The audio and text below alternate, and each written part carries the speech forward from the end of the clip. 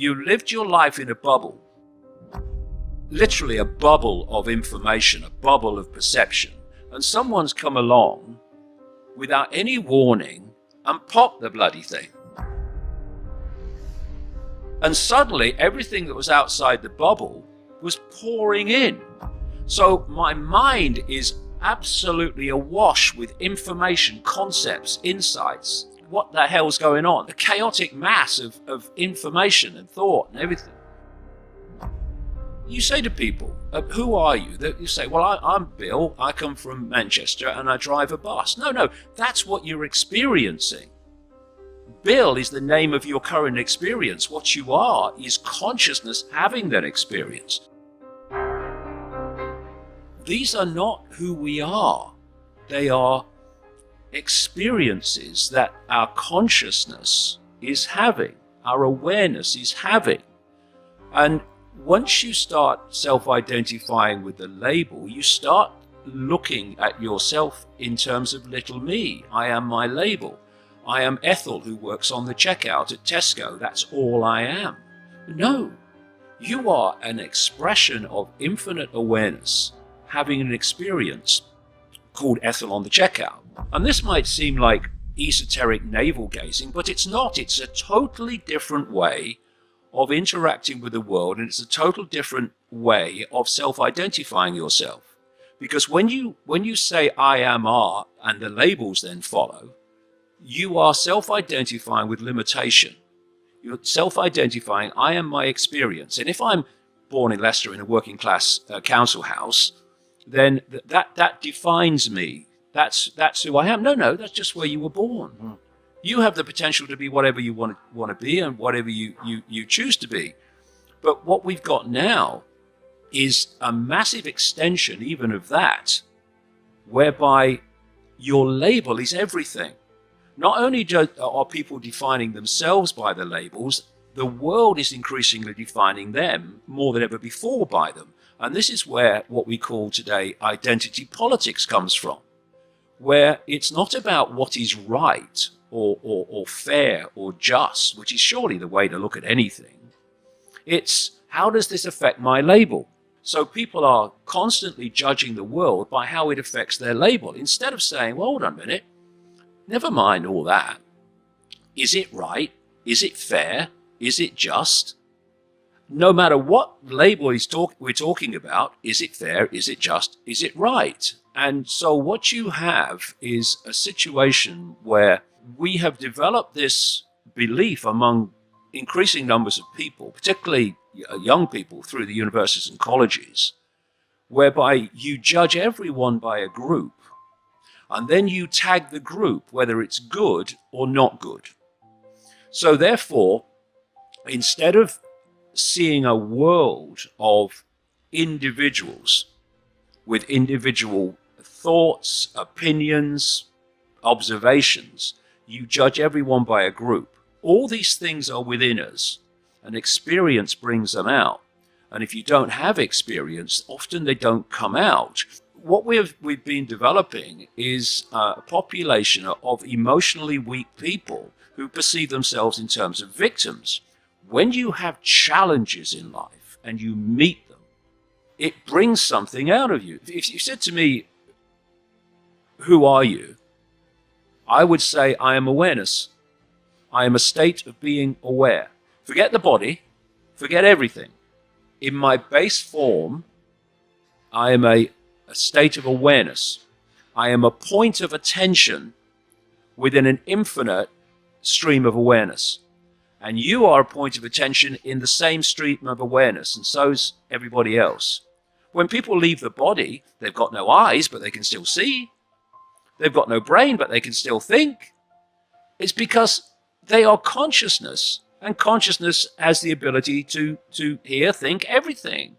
But what the body does, you think of consciousness. Consciousness does not, if you like, vibrate. It's not within the frequency band of this reality we're experiencing. So it's like radio 1, radio 2, radio 3 or 4 are all sharing the same space, but they don't interfere with each other. Why? Because they're not on the same frequency.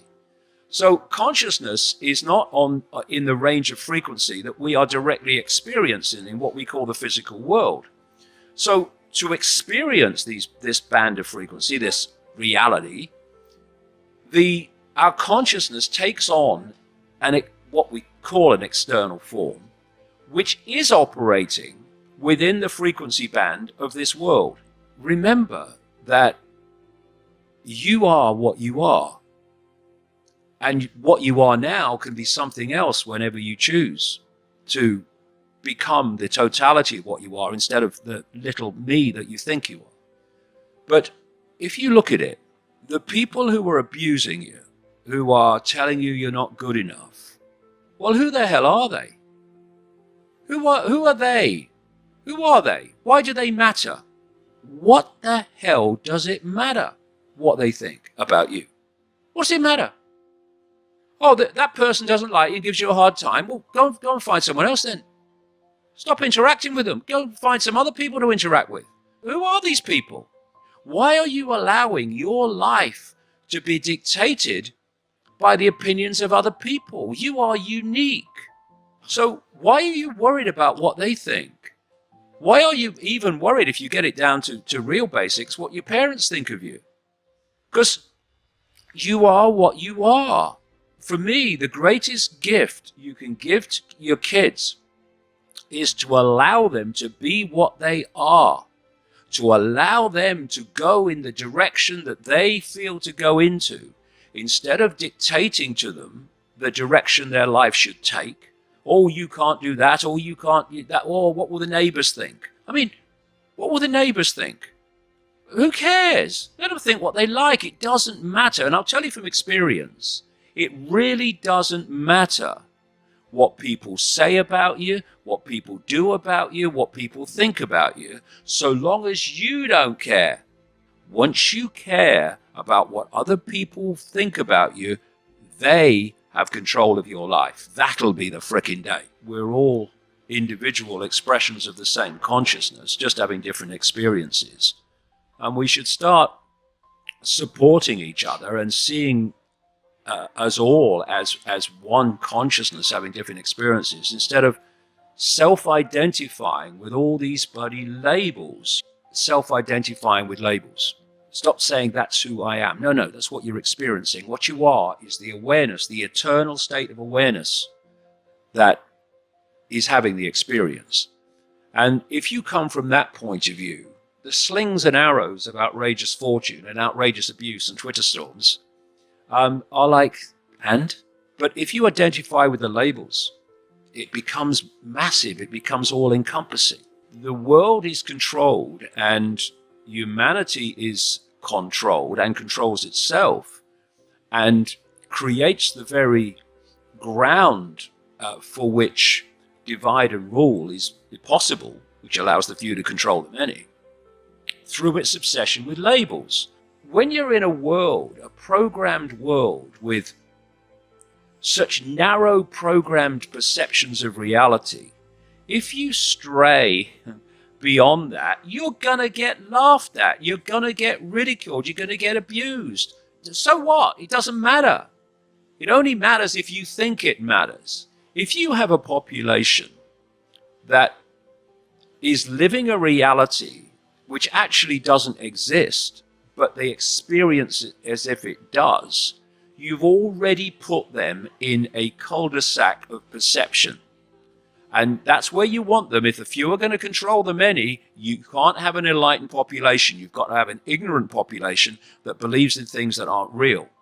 We are seeing now, daily, freedom of speech and censorship being increased and increased and increased towards that desired outcome of deleting all information that the authorities don't want people to see. Freedom of speech is freedom of speech, the freedom to speak. It's not freedom to speak what is acceptable, it's the freedom to speak.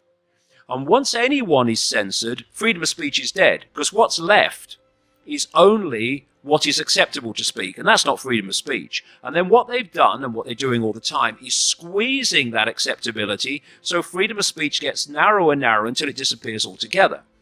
And so what we have is a situation where if people are allowed to say and communicate whatever they want, that is a situation where no authority in any form has the power to decide what people see and hear.